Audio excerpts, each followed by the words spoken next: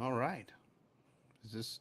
Oh, there we go. There we go. Hi there, and welcome to Dork Wars, live your galactic hub for all things Star Wars and more. Tonight we got a lot of the more.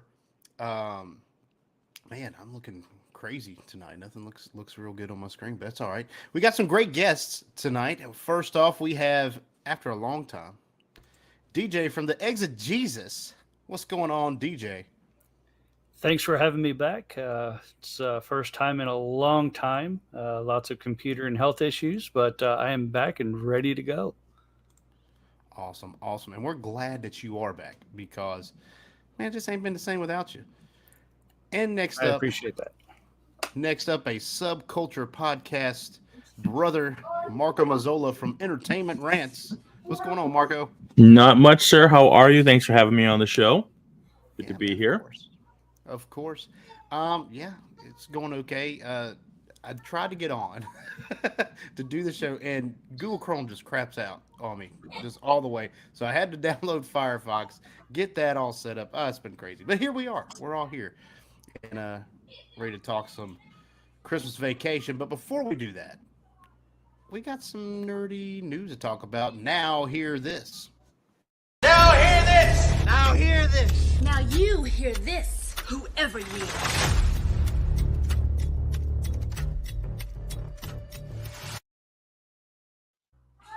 Alrighty. So, Rebel Moon is Zack Snyder's Star Warsy project. His Star Wars ripoff project, I guess you could say. And it's supposed to come out on December 22nd on Netflix. So the initial reviews are not that great. So I don't know what to make of that.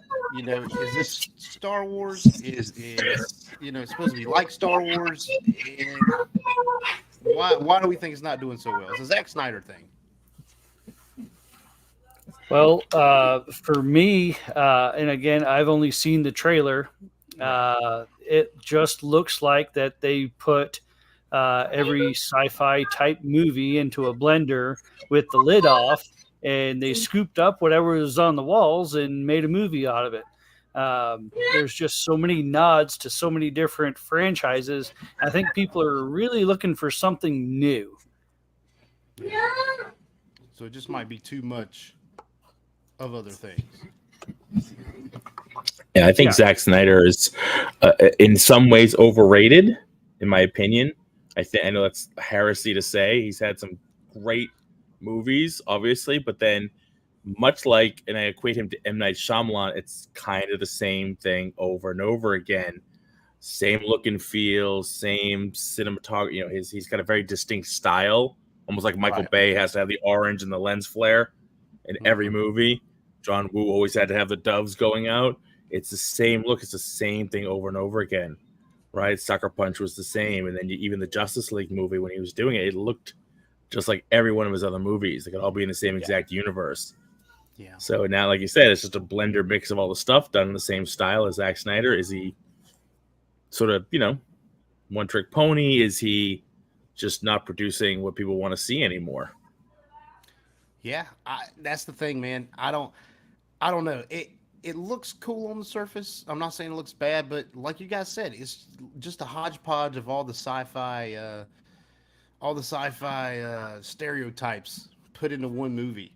And if it's good on its own merit, great. I hope it is good. But from early reports, not a lot of people are into it.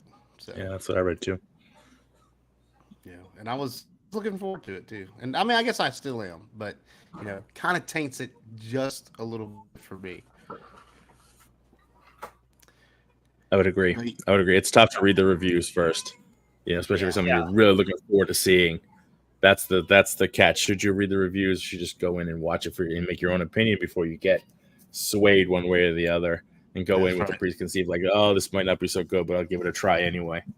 That's right. Yeah. So I saw the headline. I just I couldn't. I didn't want to delve too deep into it just because I wanted that fresh take. I don't want anybody else's opinion in my head when I'm watching it for the first time. I reviewed the trailer. I said what I thought on it, and I'll watch it and review it from there, and it'll stand on my own. Whether I like it or not like it, I'll be honest and say, hey, hey, here's why I liked it. Here's why I didn't like it. Go watch it for yourself and make up your own mind. That's right. And let's all be clear. These are critic reviews, okay? Yeah. Critics often don't like sci-fi type stuff anyways. I mean, they really kind of pan anything that's not like a Marvel or a Star Wars or something like that. And even those, I mean, they don't always look at favorably. So take it with a grain of salt. Yeah. That's what I'm going to say about it. Well, before we get into the main topic, though, I would like to remind everyone that Dork Wars, the podcast, has a merchandise store. Merchandising. Merchandising? What's that? Merchandising. Come, I'll show you. Open up the store. So we've got Dork Wars, the t-shirt, Dork Wars, the hoodie, Dork Wars, the coffee mug, and we even have Dork Wars. Can you guys still hear me? Oh, Yeah. it's like I'm moving on my screen. You can hear me great. We Yeah, even you're have frozen a little bit. But... Yeah, I don't know what's going on with my internet now. It's all been crazy. But we also have Dork Wars, the fun family Griswold Christmas. You can purchase the whole Christmas on our website. No, that's not exactly true. But we do have all those other things. We do have the t-shirts and the hoodies. And the last couple of streams you've seen my Dork Wars, the podcast hat. It's been looking pretty cool on my head, I think. So go check those things out. You can find that at dorkwarspodcast.com. There you can find everywhere that we stream, everywhere that we are. We're on Facebook. We're on Twitter, that you can socialize with us. We're Twitter, Twix, whatever you guys want to call it now. Instagram. And we're on all the podcatchers, Spotify, Google Podcasts, Apple Music, all the above, or Apple Podcasts, rather. All the above. So check out Dork Wars, the podcast, and wear Dork Wars wherever you go.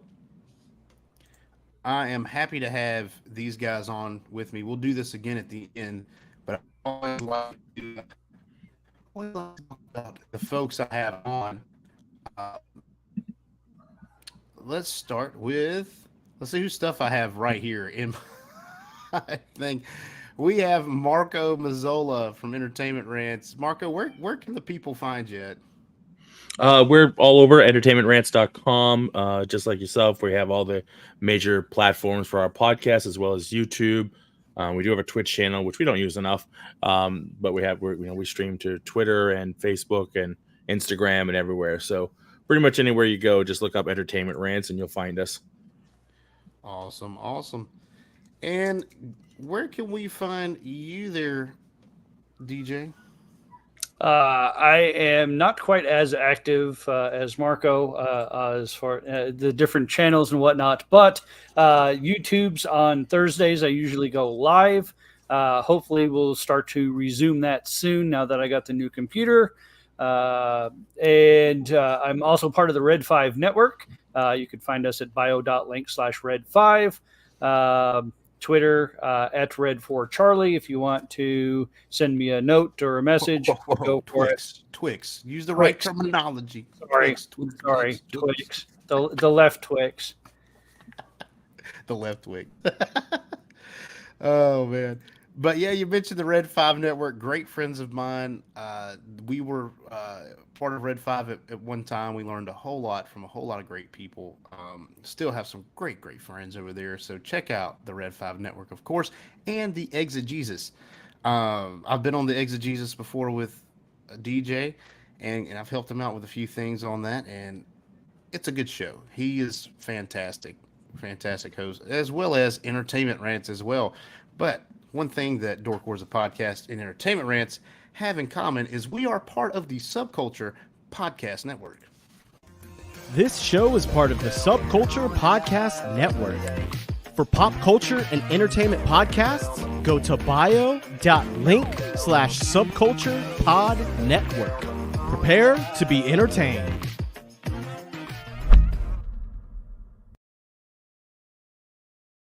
Yeah.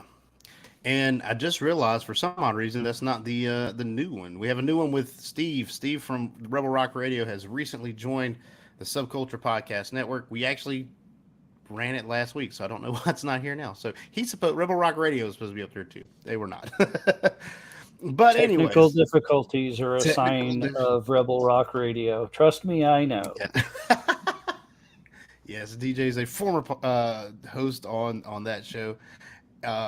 Great show. Steve's a good guy, as well as everyone on the Subculture Podcast Network. And you can check us out on, let's see here, bio.link/Subculture Pod Network. There you can find all of our shows. We have a bunch of ones like Dork Wars, like Entertainment Rants. We also have the Portable Hole podcast. We also have Trekker's Delight, the Iconis podcast, and as we mentioned, Rebel Rock Radio. So all kinds of geeky kind of stuff you can listen to, and we all got different flavors. And I think that's the heart of any network. You got to have some different flavors in there. Can't all be exactly the same. So check us out there.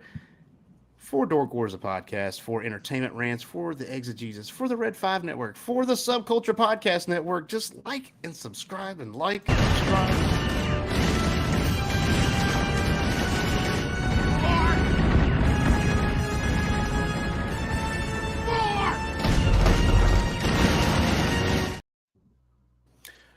Oh, yeah. So, more. More? Okay.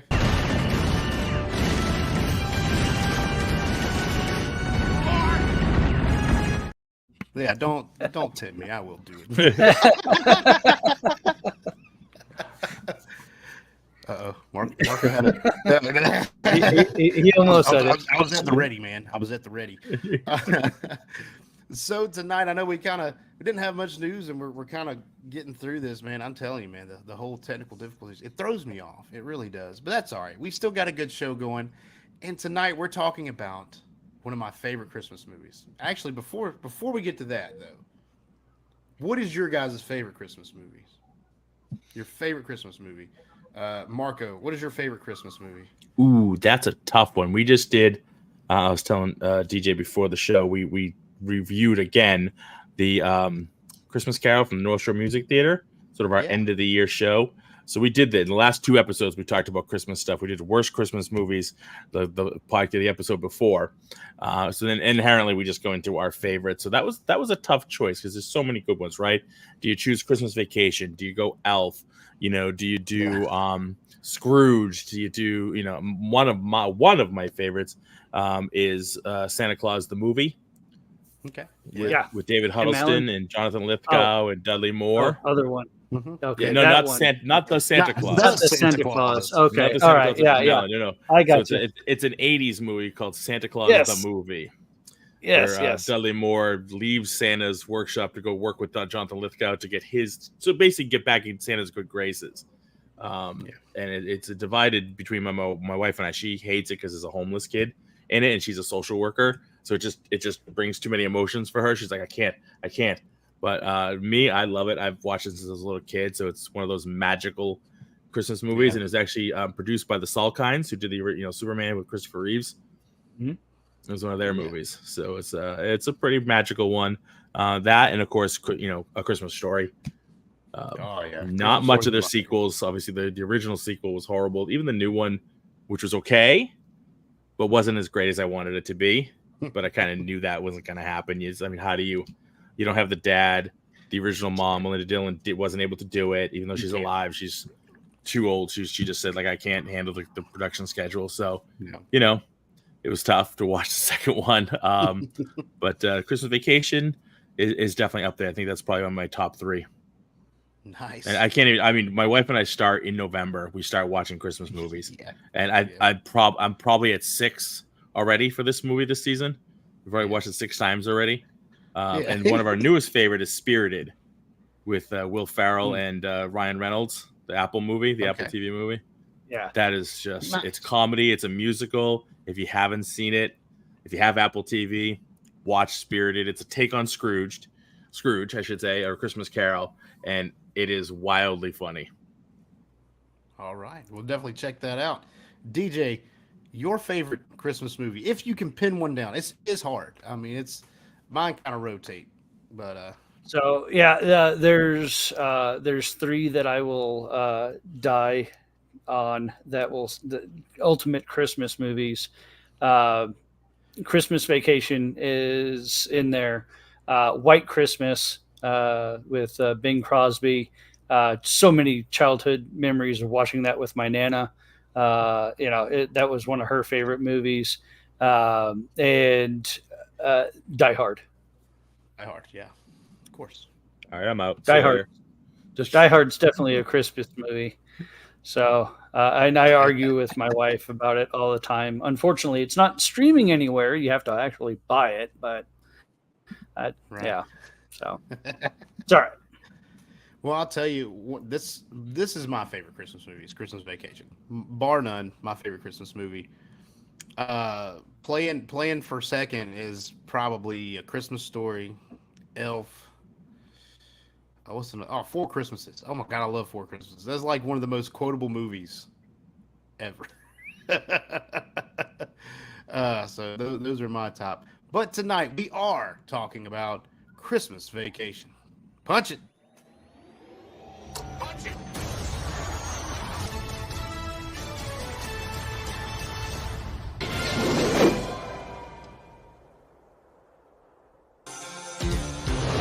It's that time. Christmas time is here. Everybody knows there's not a better time of year. Hear that sleigh. Santa's on his way. Hip, hip, hooray for Christmas vacation.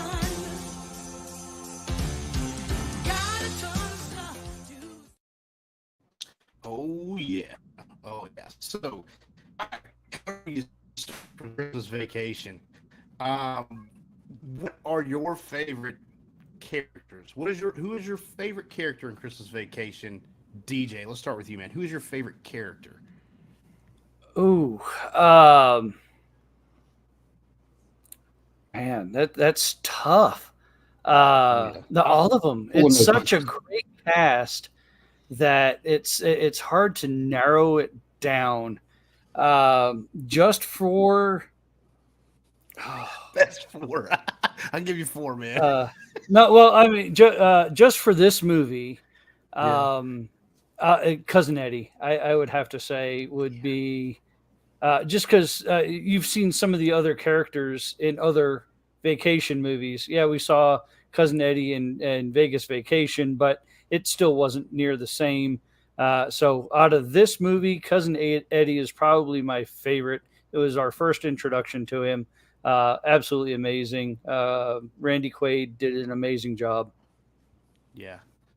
I agree. I think he did fantastic. Definitely better in this movie than he did in the Christmas Vacation 2. I've seen that one time, and we'll probably never watch it again. The only vacation movie to get a sequel, and they blew it, botched it, and didn't have the Griswolds in it. So no, it had Audrey. It had the original Audrey. Oh yeah, she was in it. Yeah, you're right. Yeah. But I hate to be that guy, but DJ, Eddie was in the first one. Was he?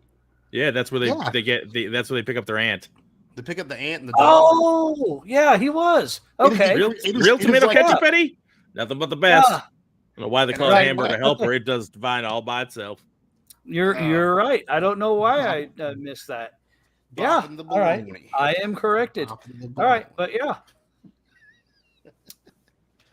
But I liked him in every movie. I liked him in all three. He's in three of them, and I've liked him. You know, I don't count Christmas Vacation 2. I'm talking about the original Vacations, the Griswold Vacations. Yeah. You know, except for the new Vacation one with Ed Helms, also another not great outing when you did it. But I just fell in the trap of all those other. Yeah. Like modern. It's movies. it's a cash grab, and it's not. It's just Yeah. Doesn't bring back the original charm. But Eddie he's a staple. He's a staple in them, and you have to have him. And if done right, if handled correctly, he's an amazing character. You know, he seems one-dimensional, but he's not, because you have to pay attention to everything he says. Don't forget the rubber sheets and the gerbil. The gerbil's in the rubber sheets. You know what I mean? Like, you can't. Yeah. You got to pay attention. He's going. You know what I mean?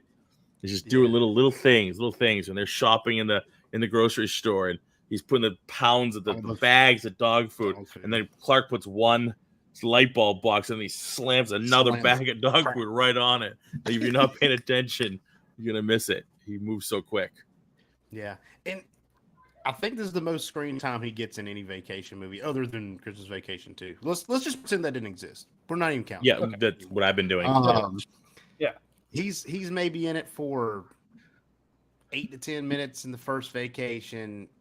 In Vegas, he's in it for a little bit, but yeah, he's in and out. He keeps popping in and out because they go to his trailer.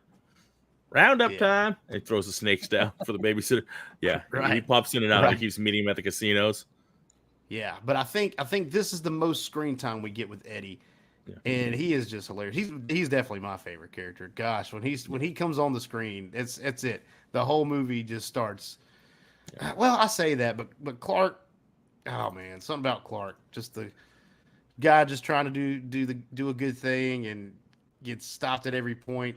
And Chevy Chase is just hilarious. Okay, I know people personally, he might not be the best guy out there, but he is definitely a comedic genius on screen. With his timing, with his just the way he acts everything, he plays into it perfect. So, Marco, who is your favorite character on Christmas Vacation? If you take cousin Eddie out of the mix, I'm gonna have to go Aunt Bethany. She's just a stitch. She's so hapless. She's so the brain is gone. Yeah. You know what I mean? The Alzheimer, the dementia's really hit in, and we all know who she was in the past, right? We all know she was the original Betty Boop voice and olive oil. Olive oil, yeah, from and little Dabney, little Dabney, whatever the hell her name was. She did I looked her up after I found that out years ago, and her IMDb list is long. It goes back to the 30s. It is it's extensive. Her voiceover work is insane. Yeah, it's just she was in the Casper show. She did so many like I said, she was olive oil. She's a stitch. She's a firecracker in that movie. Hilarious. Yeah. And just watching her on 5 o'clock. Exactly, just rifling it through, and the way they wrote her character, just be people are trying to talk to her. She's getting none of it. No, she's just in her world. Meanwhile, her, the uncle is just kind of oh, for God's sake, you have no idea what it's like living with this woman. You know what I mean? Her and the cats, and she's, you know what I mean? It's in the Jello, and they wrapped up the cat. Yeah. Yeah. What, the room clear out? No, you shouldn't have brought presents. Burns the tree. Well, so what's the matter with you? It's just one after another with them. I think my favorite line of theirs in the movie has got to be when they're sitting in there in the squirrel scene, the very beginning of the squirrel scene, where she goes, "Do you hear that?" And then Uncle Lewis is like, "What's that you sound? couldn't hear a dump truck going through a nitroglycerin plant." It's a funny squeakish sound. Yeah. No, I hear it too. Yeah. Oh my gosh. And of course, all the chaos ensues.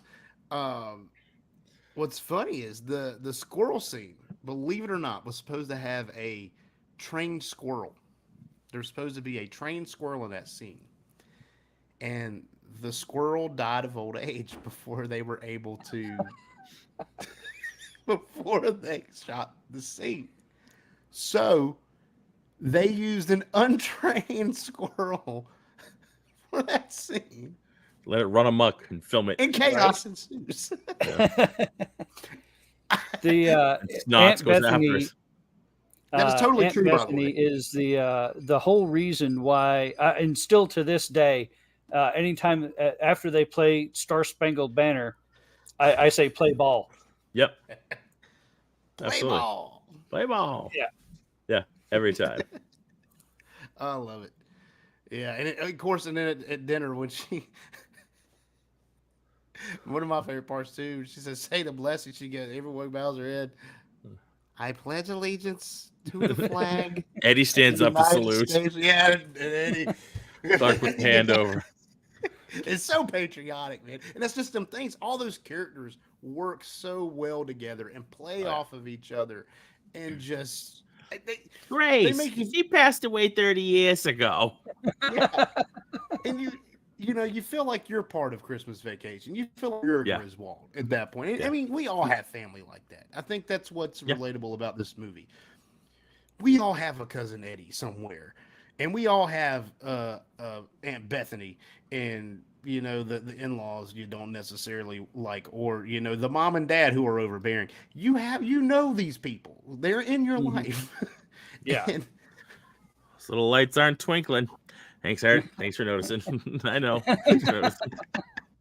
You're goofy. Don't piss me off, Art. But it's one thing after another, man. This whole movie, it's like a collection of gags, but it's got a good story behind it, even though it's just gag after gag after gag. It's magical, man, the way they did that. And of course, I mean, it's a classic for me. I think it's a classic for most people at this point. Yeah, absolutely. Even my kids get in on it. The other day we were taking a drive, and we had just watched it probably a couple of days before, and say, look, kids, a deer. And and so they all look out the window and they're like, Dad. So yeah, it was they knew what I was doing. So Yeah. Yep. Yeah. And it is so quotable, the whole movie. I mean, oh yeah. it's ridiculously quotable, which The is whole great. thing. I actually, I'm a huge ornament collector, and Hallmark does every year. They have some sort of Christmas Vacation ornament set, and I have at least 60% of the ones. I have to go back and get some of the originals that I never picked up. I have the newest one is the 3 set, and it plays like the first 15 to 20 minutes of the movie. They're tracking through the woods to get it just goes through, and each character lights up and does. I'm like, oh, it's hung together with the magic cord, so it just keeps playing. It's one of my favorites. Oh yeah, that opening scene after they've crashed the I guess it's not the family truckster, but it looks a lot like it. Yeah, they got rid of the family truckster by then. The family truckster Mark II, I guess they've sleeked it out a little bit, and walking through there, and Audrey, every piece of Audrey is freezing. Can't feel my legs, Dad. I can't feel my arm. Yeah, it's all part of the experience, honey. Yeah, it's all part of the experience. Your eyes Look are at it, frozen. She'll see it later, Clark. Her eyes are frozen. Yeah, her eyes are. He just laughs. Okay. Yeah.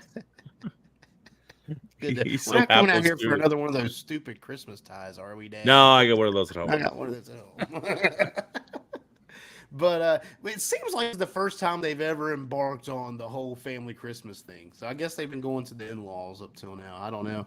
But one thing that I did not know about this until doing some research was that Christmas Vacation is actually based on a short story that was written in 1959 called Christmas 59 by John Hughes.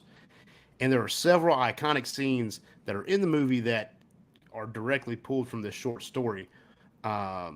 When Clark's trying to find her Christmas tree, that's in that story. Up her cat. It's actually a dog in the short story, but it's taken from there. And Catherine's turkey, when they cut the turkey open, and it just save the neck for me, Clark. Yeah. Just a little dry. It's fine. Just a little dry. Yeah. But that is heart. all. Just the heart. Yeah. But that's all from the. It's called Christmas 59, and if you look on the reel when Clark's up in the attic, and they play that song, and he's looking at all the videos. On one of the reels, you can actually see Xmas 59 on the reel. So I thought it was a pretty cool nod to some of the roots of Christmas Vacation. I didn't know that until a couple of days ago. In that reel, the house they're in is the old Bewitched house. I'm sorry, kind of the film, the old time footage of his family. They're in the original Bewitched house. Yeah, that's right. And that's something I saw as well. I didn't know that either. That's pretty cool. I mean, we know Hollywood reuses sets and houses and stuff, and pretty cool nod. I'm I'm a big nerd as far as like background stuff, you know. Yeah, me and too. like where was this from, or what is this based on? I want to talk about the kids real quick, Rusty and Audrey. This is the only Their film. morphing age. Yeah, this is the only film where Audrey is the oldest. The only film, which is a little weird, but whatever. I feel like each vacation movie it's its own universe. It kind of is, yeah. It kind Yeah. of is. And you know they got the weird morphing ages thing, and they never use the same ones twice. Yeah. Which is always funny.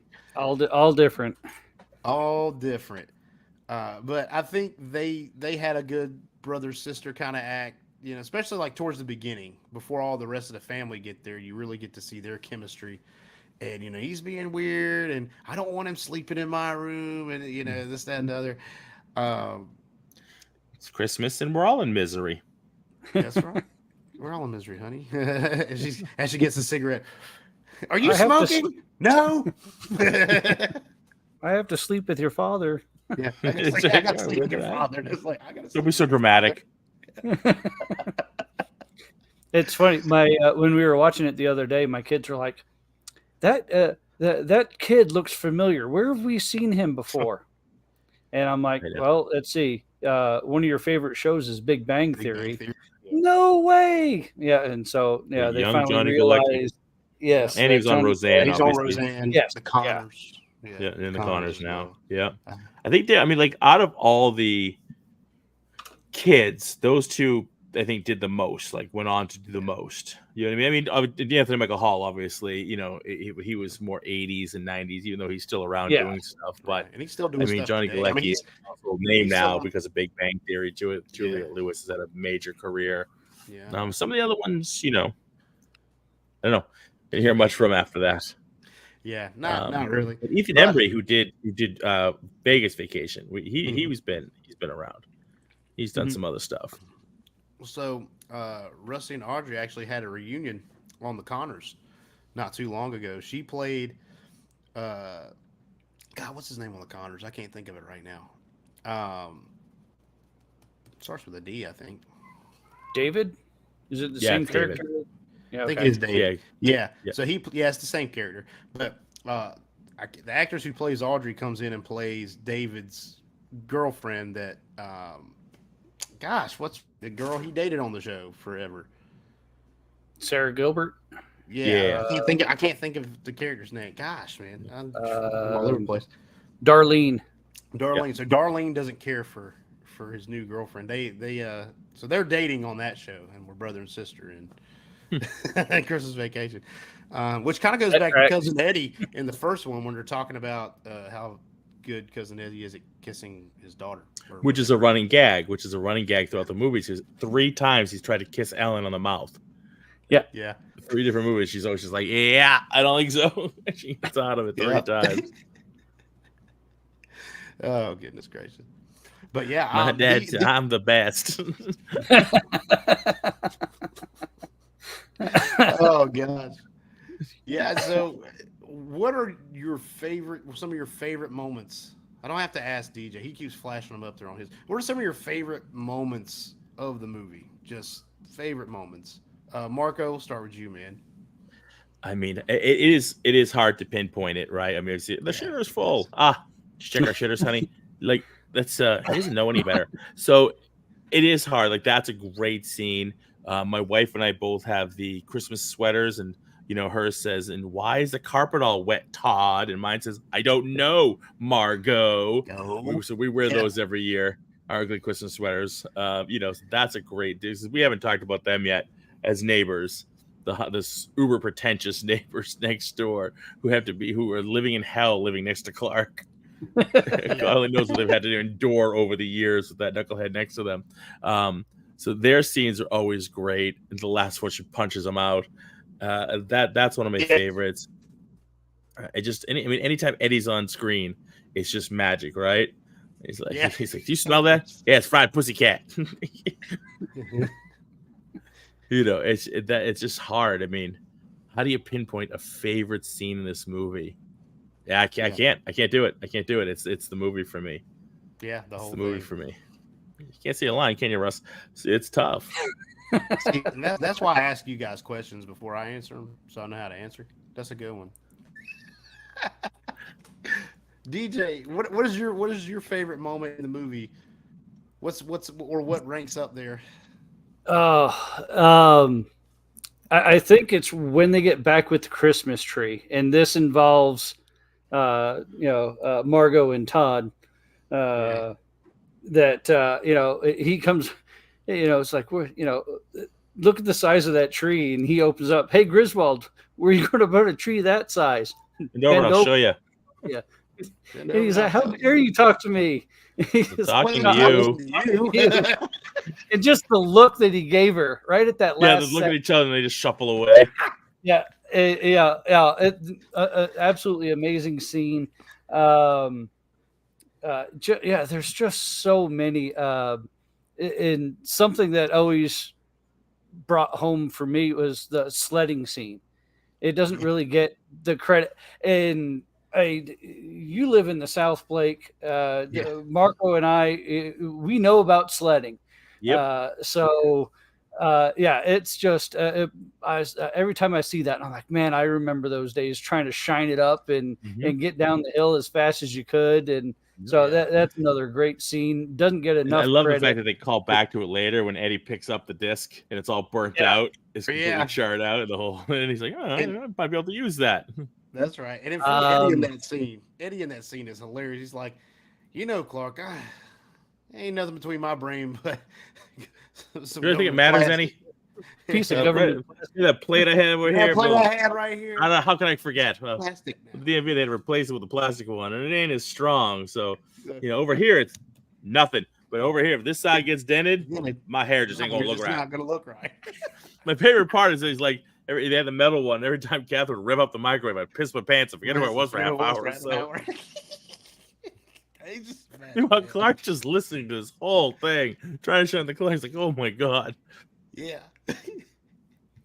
And then I guess if I had to pick the last one, I love it when he's in the office and he has all the guys start marching through. Merry Christmas, kiss his ass, kiss my ass, kiss your ass, Happy Hanukkah, just and it's like, man, I can just all those corporate stooges. And if I'm in the office and I see a bunch of people walk by, that's my first thought was to quote that part of it. So he's just got a shelf of gifts that are exactly the same. Everybody's just wrapped different wrapping paper with the exact same. They're all they're all the same shape. All the same Tetris shape. piece. Yeah, and that's something I picked up on that. About, of course, once you see it, you never unsee it. So it was about 15 years ago. I picked over there with the others. He's like, and he moves one out of the way. Moves one out of the way. It's the exact same box. But it's his mannerisms that get you because he gives like those little hands, like, what am I supposed to do with this? Like, I don't know. Okay, let's put it there. Yeah, and that just goes. That's more Chevy Chase kind of.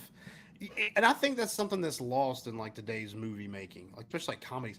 Like there's not enough like physical comedy. Like it has to be with words. I feel like, and it's not always about the words. It's about the acts. And Clark Griswold, man, he's got the actions down. Yeah, he's got that subtle action pieces. He does. It's not overly dramatic. It's a subtle look. It's a subtle hand gesture. It's a subtle, shrug at the right moment. That really pinpoints and makes the laugh even harder, every time. Oh man, if I got to think of scenes, let's see. One of my favorite ones is when he's shopping for Ellen's present. He comes in. It's right at the beginning of the movie. I think it's like the second or third scene, and comes in there and looks up and, can I help you with something? Yeah, it's completely like, flustered. Is it hot here? Is it hot as lot? You have a jacket on. You got a jacket on. Yeah. Oh, how'd that happen? It's cold out. Oh, yeah. Yeah. Oh, yeah. Wouldn't be like Christmas season if the stores were any less hotter than they are. Yeah. And then he's It is a he's bit in there. nipply outside. See, and she's What did I in say, there nipple? showing him. Yeah. And There's he's a nip sitting in the there air, with the underpants. You can't see any line. He's looking up the line. He's like, "Can't see the line, can you, Russ?" No, no, Dad. Looks back at him like, nope. Still season 2. Well, that's my name. Oh, Yeah. That's always one of my favorite. I mean, that's a just great scene. displays. Shopping for my wife. Displays. God rest her soul. Oh, I'm so sorry. Oh, she's not dead.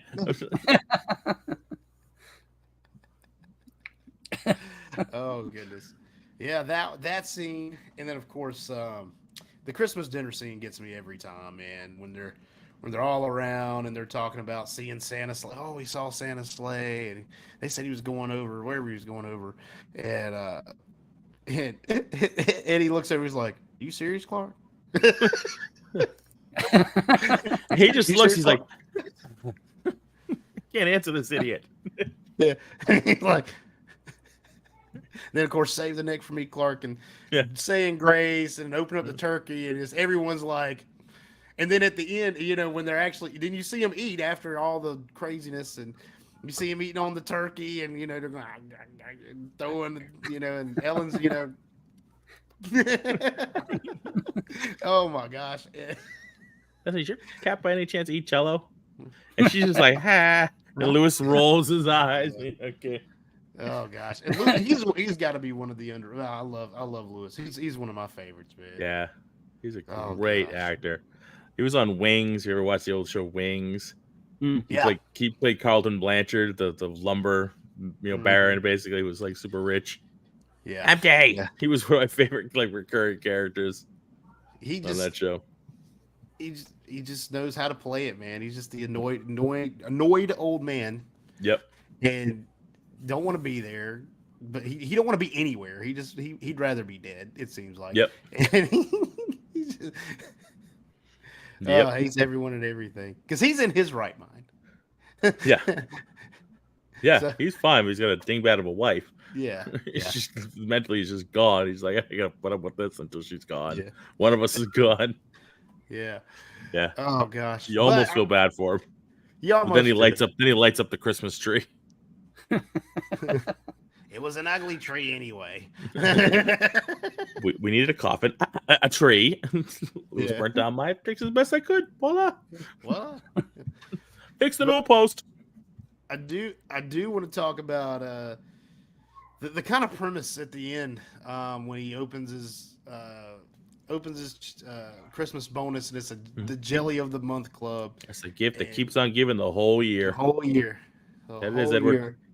Goes through the whole rant and all that, and Uncle Eddie goes out and gets Mr. Is it Furley? I think that's what his name is. Shirley. Mr. Shirley. Furley's from Three's Company. What am I talking about? Right. Mr. Shirley. Yeah, I guess Mr. Shirley and Brian Doyle Murray. Yeah. Wraps him up. Goes in his house, kidnaps this man in his RV, brings him all the way back to the house. And here you go, Clark. He was going to get him something real nice. You about ready to do some kissing? Yeah, about ready to do some kissing. The way he just kicks him as he's going up the driveway, too. Yeah. He's in the middle, reading "Twas the Night Before." A man in a dog chain with tied to his wrist and ankle. What the hell's going on out there? There's Eddie. Man. But just the thought of someone kidnapping someone else and that's wild, man. It's just wild. A burly man in a blue leisure suit. Yeah. Then, of course, the SWAT team comes in, and then Ellen lies to them, saying this is the family's first kidnapping. No, it's not. Watch Vacation. They kidnapped John Candy. They kidnapped John Candy. With a BB gun. It could break some skin. Lodged in there because of really bad infection. So I will say that's why I think they're all in their own universe, of course. But yeah, family's first kidnapping, and the impromptu crotch grab. Yeah. Oh, not scripted. Oh gosh. I love how she's holding, and then she shakes hands and puts it back. Yeah, it puts it right back. Yeah. Right back. Like that's a little bit of that charm, right? She didn't have to do that, but it made it way funnier to notice. She just puts her hand right back on his crotch. Put it back where it was at. Yeah. The scene where it's was her name Ruby Sue or Ruby Sue. Yep. Oh, yeah, and I thought you was Santa Claus, and and then we got the shaft, and said something about and it's like and we were shitting bricks. Oh, honey, you shouldn't say that word. Oh, sorry, shitting rocks. He's like, yeah, that's better. That's better. Are you sure again, it's that subtlety, the way he agrees. He's like, yeah, that's better. Okay. Yeah, that's fine. What can I expect? That's Eddie's kid. Yeah. And Rocky doesn't have any lines. He doesn't have any dialogue in the whole movie. Her brother never speaks. Poor kid. You got a lip fungus that ain't been identified. Rain check on that there. Wasn't her kid, eyes crossed? The whole kid is just a mutant family from every movie. He's just got this mutant family. Yeah.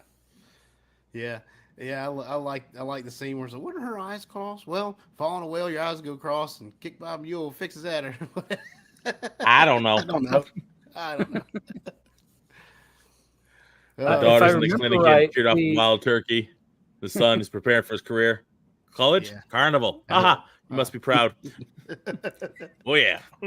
Bart, and that's what I was going to say. That scene, I think that whole exchange was improv.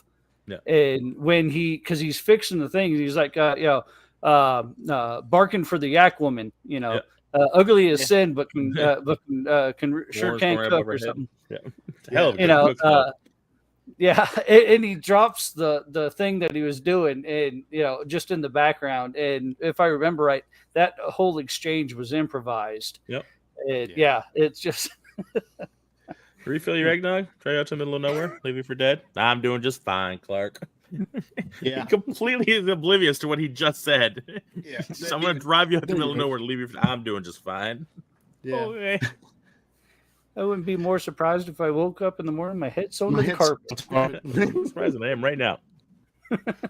Yeah. All good stuff. All good stuff. I'm telling you, this is, like I said, one of my favorite Christmas movies.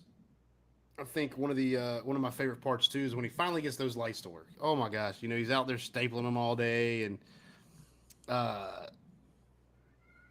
finally the whole family's out there. Boom, gets it. He's kicked all Santas over and stuff like that. Ellen finally figures out what's going on with the conglomeration of all the different surge protectors and extension cords and all the craziness going on in there. She's sitting there, tapping it, and then finally. Brain hits it on.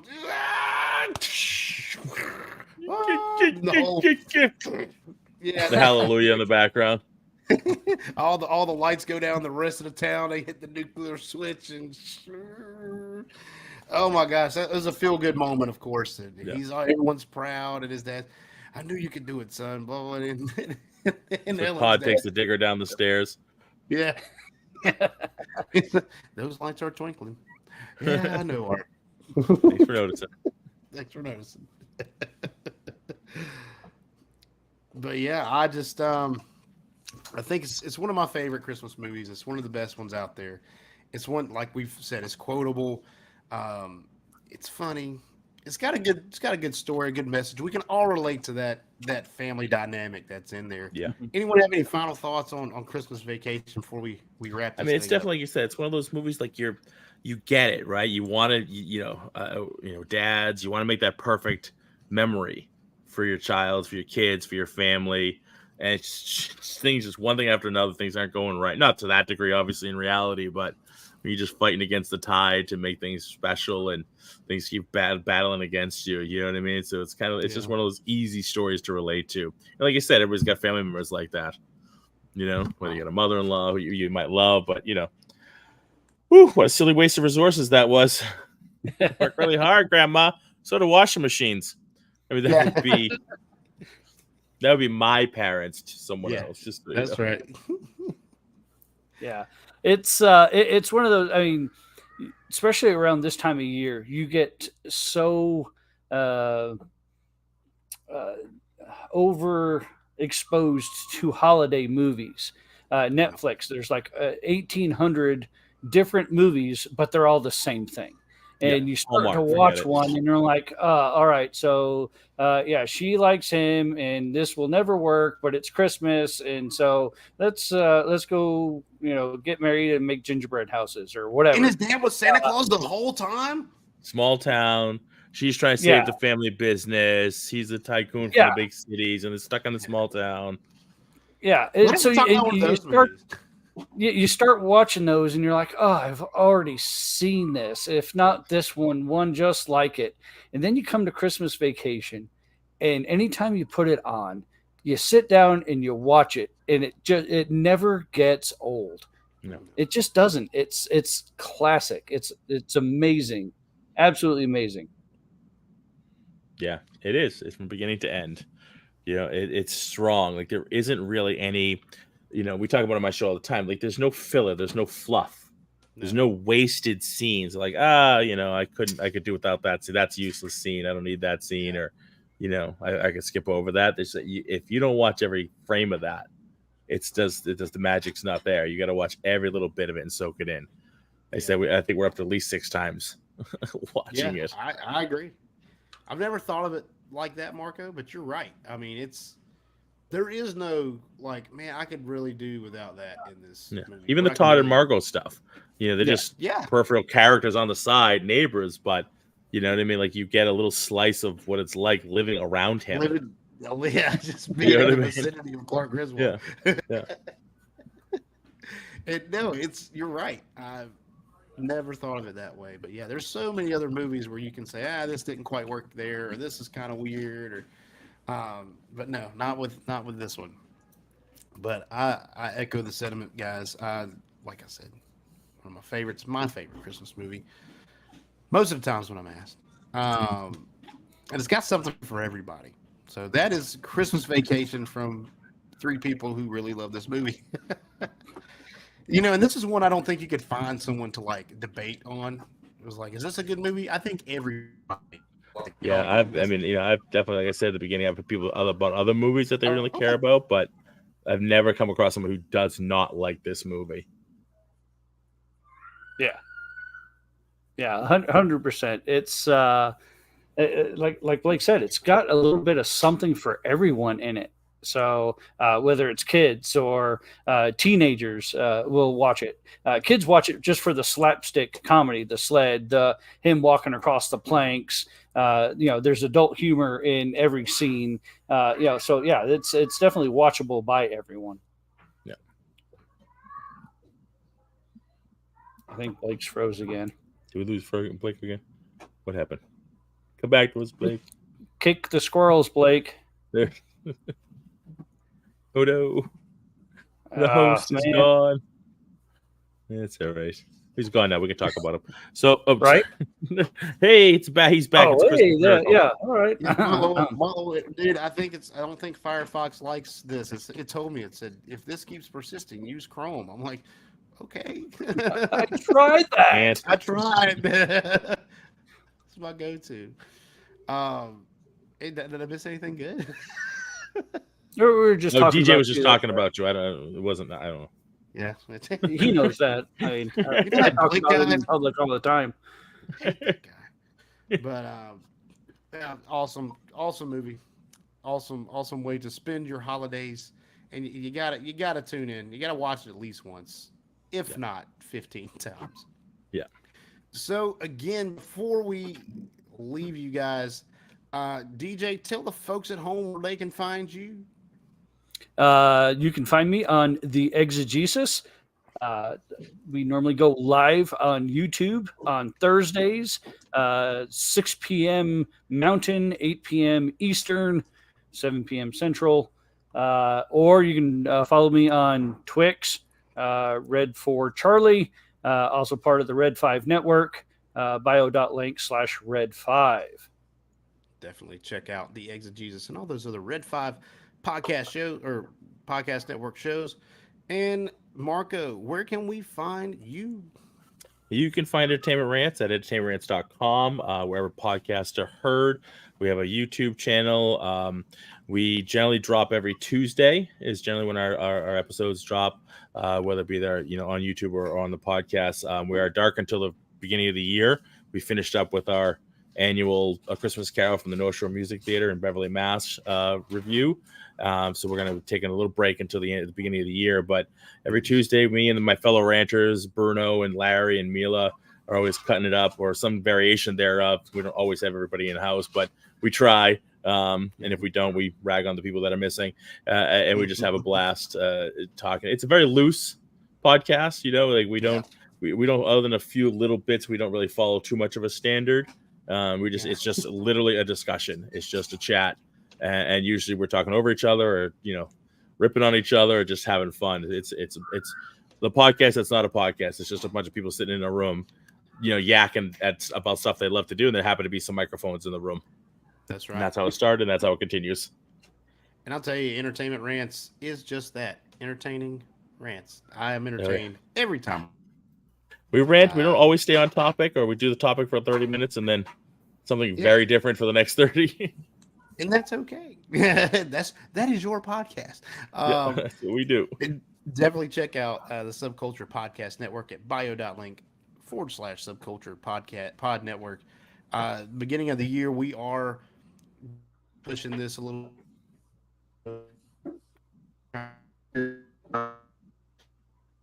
This together and that together. So I believe every fourth Sunday of the month, do a live stream from our Subculture Podcast Network YouTube page, which we haven't posted anything on.